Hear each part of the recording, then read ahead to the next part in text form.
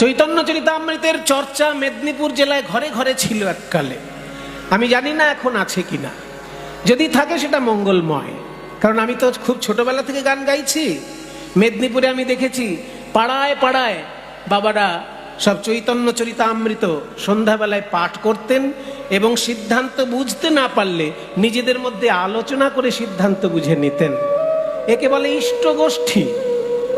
আমার মাথায় ধরুন একটা জিনিস ঢুকছে না, আপনার মাথায় ঢুকে গেছে, আপনি বুঝে গিয়েছেন একটা শ্লোকের মানে, কিন্তু আমি বুঝতে পারিনি। তখন আমি আপনার সঙ্গে আলোচনা করে জানবো। এটার নাম হচ্ছে ইষ্টগোষ্ঠী। এটা মেদিনীপুরের ঘরে ঘরে ছিল, এখনো আছে কিনা জানি না, কিন্তু যদি থাকে সেটা খুবই মঙ্গলজনক।